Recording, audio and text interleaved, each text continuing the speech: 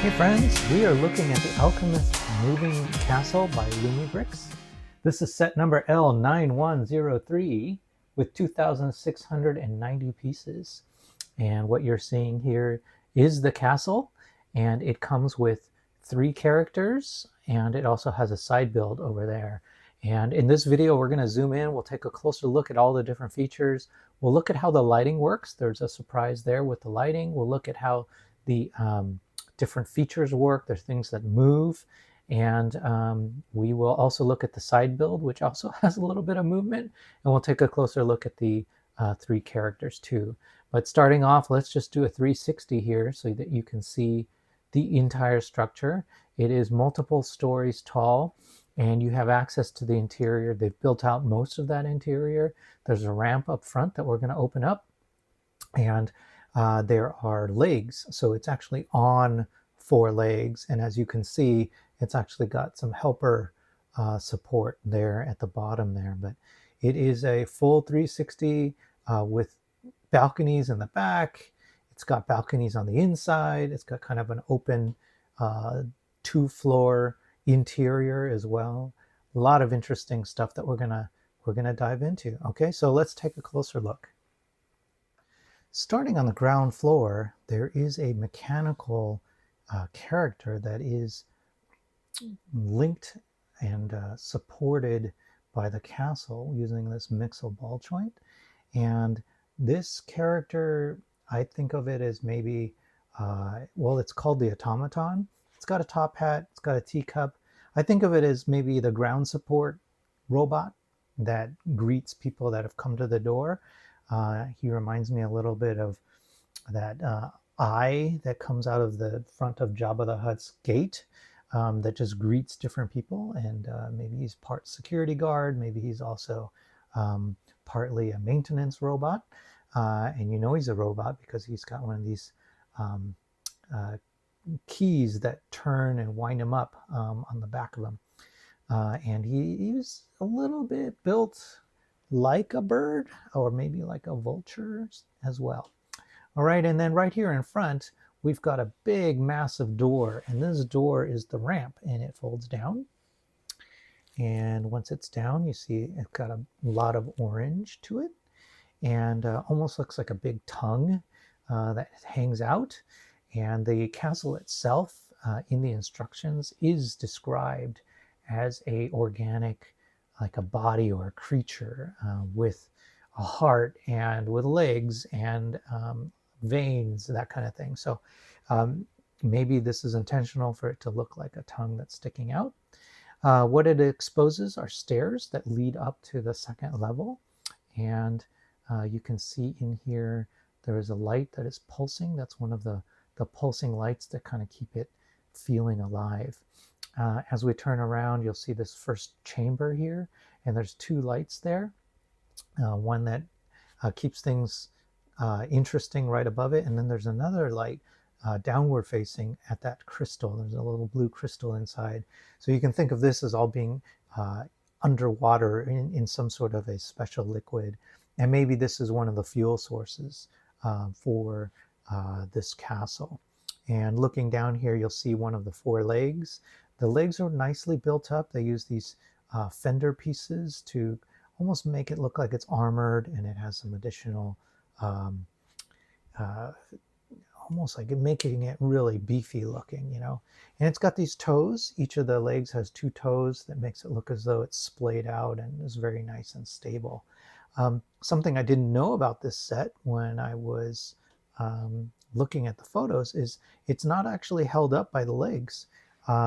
The legs do sort of hold it up, but in actuality, there's 2 of these, one on each side, these white Technic little builds that is holding up most of the weight of the castle.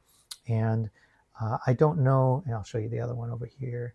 Now, I don't know if they originally intended the entire weight to be held up by the legs, but you can see that the way they're built, there's like a thinner Technic beam, and then some axles and Technic pieces that kind of give it the shape where it goes up, and there's maybe like a knee right here, and then it goes back down. So I'm not sure that actually would have held the weight of it. Maybe temporarily it could have, but if you were to put this on a shelf for more than maybe a couple days, it might have started to sag. And so that's probably why they included these white pieces.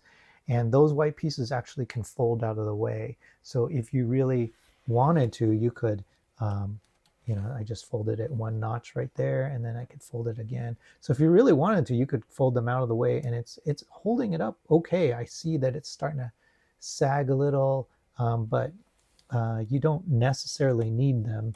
So for display, maybe that is just there in case, just so you don't deform your model too much if it's sitting on a shelf. Along the back, this is where the battery box is, and it's just one of these, I think it's a AAA, 3 AAAs inside this battery box with a switch, so on and off. And I had to add a little plate to it so that I could get it out of there. It was a little bit hard to reach without it, so that's why I added that in there. If you don't want to use batteries, you can. You just unplug this clip right here, and it comes with a USB-A port. So you just plug it into here, and then you can plug it into anything that supports USB-A. And the other thing to point out while we're over here, we'll go up a little bit, is that there is a chimney. This is called the chimney right here. And it is held in place by this axle. And it has an action feature. So right here is a little gear. So we're going to turn that gear. And as I turn the gear, you'll see the chimney move. And it has almost like an organic movement to it, which is quite nice. Essentially, it's on a big circular gear, and it's got just a bit of friction to it, which is pretty cool. And that gear is making this axle change distances. And because it's controlled, the axle is controlled to have to come through this one little spot, it gives that kind of this weird organic feel to it, which is really well done. So that's one of the features that you'll see. And since we're over here, I'll show you the lighting feature too. And it looks like I accidentally shut it off. So this little guy right there is a motion sensor.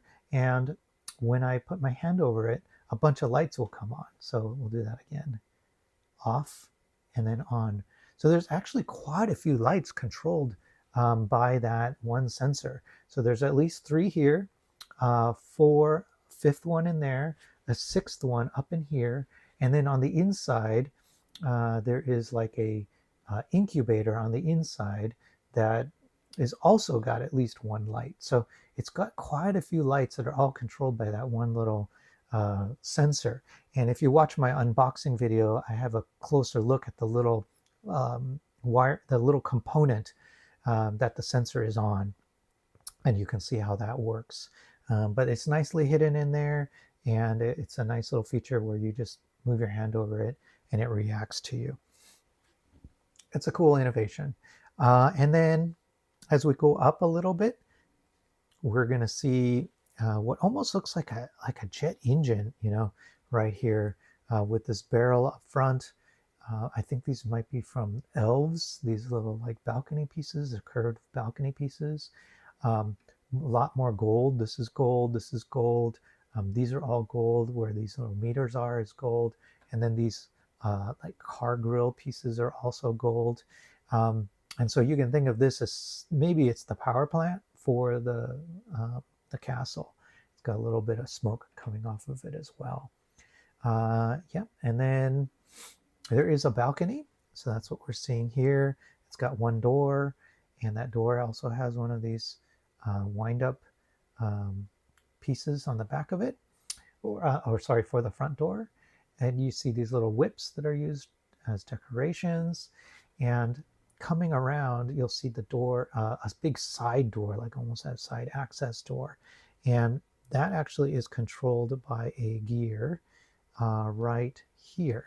So as I turn this gear, the door will open and close. And it has enough room for a character to get in and out. And I thought at first that maybe it was supposed to open even further, but it's not. The door is actually already up to the edge here on the inside. So that's what that's for. It's it's pretty smooth. At first it binded slightly, but now it's working pretty well. And next to it are these two lights that they have alternating pulses to them, which is pretty nicely done. All right, so since we're here, let's take a peek at what's inside. Inside is what I'm calling the incubator for another or one of the two birds that are in this build. So when we get up to the top there, we'll see the first bird, but this is a second bird that is inside of an egg, and it's like it's being hatched. And so you see an egg piece, you see sort of the start of a beak or a head. There's another egg piece kind of wedged to the side of it. And then at the bottom are these little gears, those golden gears. And so in the instructions, they just tell you to throw all that stuff into that. And that little chamber is what I'm calling the incubator. And you can see behind it, there's a red, a green, and a blue little details and things on the shelves. And all the lighting for those three pieces are being supported or provided by the lights that you saw on the other side from the outside. So they've cleverly made sure that the lighting on the outside is also providing light on the inside. So that's a nice thing Lumibricks is really thinking about. That just shows their expertise with lighting. They know that, hey, if a light is on the outside, it makes perfect sense for it also to provide light on the inside. And then you see this black and white checker pattern on the ground, which is a really nice, clean look. And then we'll take a better look at the inside from the top in a moment. All right, and let's adjust the camera angle so we can look at the top floor. So now we're at the top floor, and I wanted to point out the bird that I mentioned. So this is a mechanical bird that is flying around. You can see it's got that gold beak, binoculars that make up its eyes, and it's also got like a wind-up piece on its back.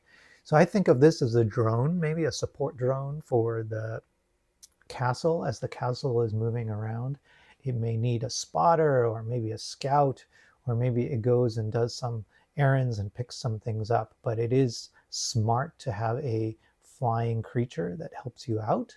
And in the instructions, it mentions that maybe this the top, which opens up here, these top panels, it shows the bird actually going inside. So maybe that's where it lives, is on the inside there.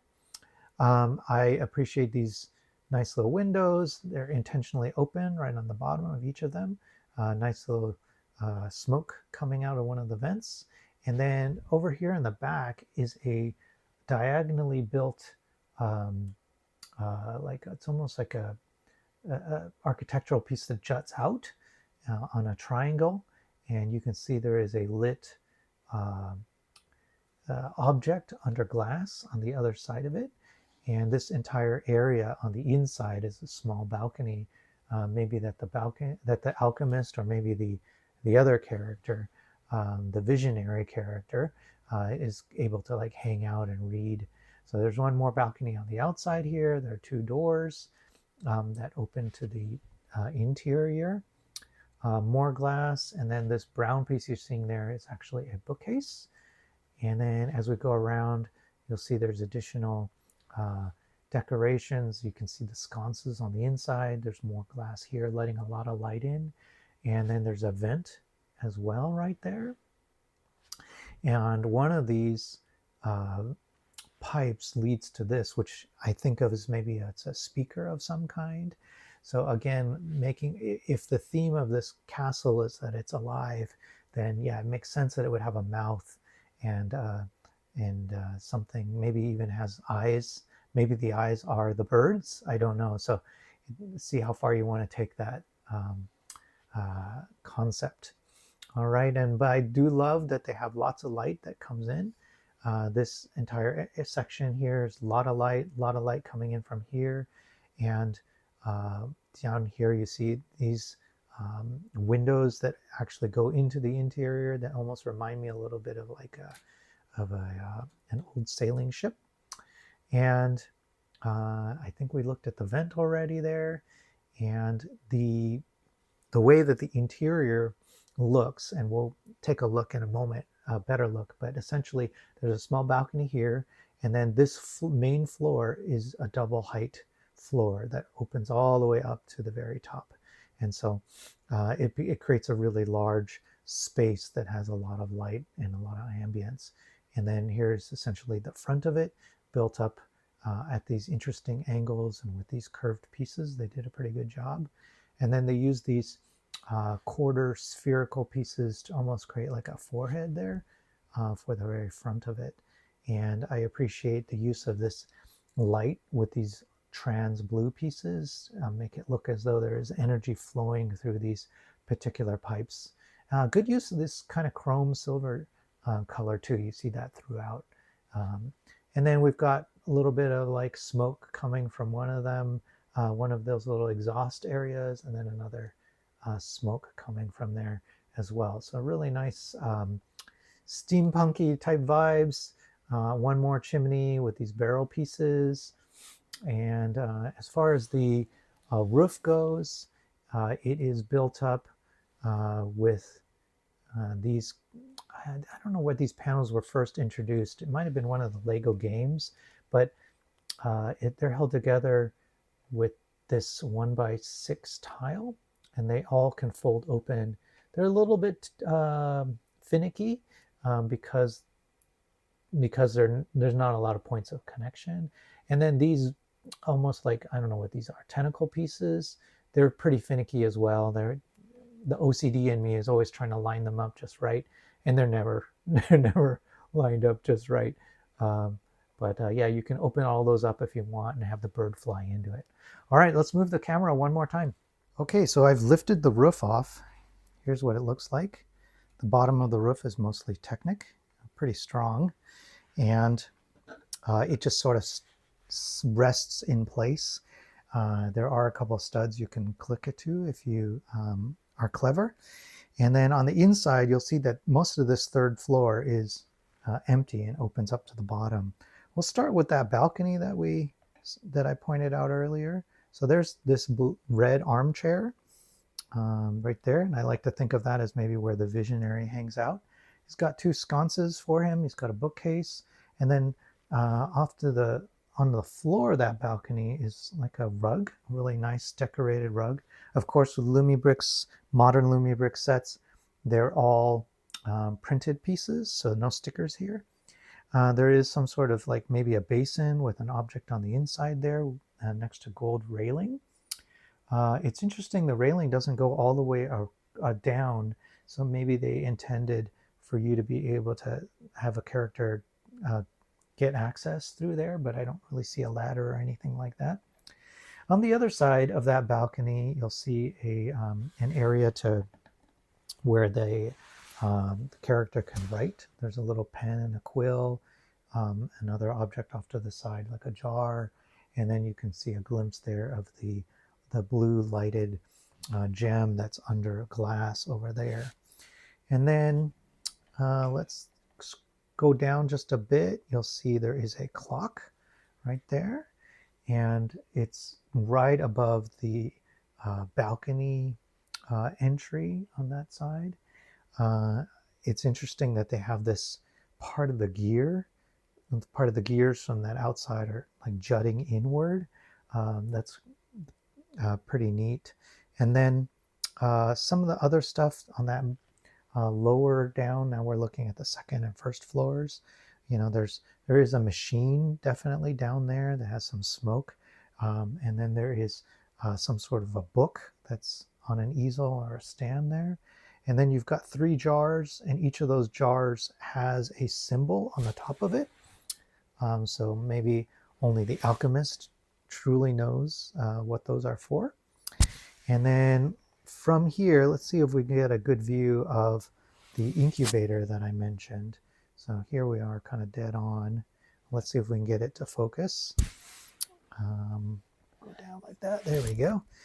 So you'll see that it has its own lights, and it's flanked by these almost giant, I don't know, old-timey electrodes you normally maybe see in a Frankenstein movie where there's electricity flowing from one orb to the other, you know, so they've got that flanking it, almost like, you know, hey, that's where it's being created, like it's a Frankenstein, that second bird is Frankenstein getting created. So that's pretty neat that they've done that.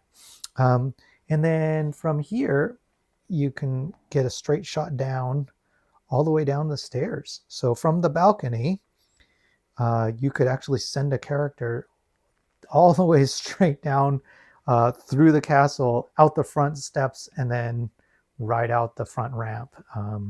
So you could do that if you wanted to. I also love the exposed gear here. This is the gears for the door. So as you turn it, you see that really large gear turning the door. Yeah, so pretty cool. Here's a look at the side build, which is essentially a signpost, and it has a action feature. Along the back here is actually a gear, and when you move that gear, part of the sign flips around. So whereas right now it's saying here's the directions to the alchemy lab, you flip it again, it'll say en route.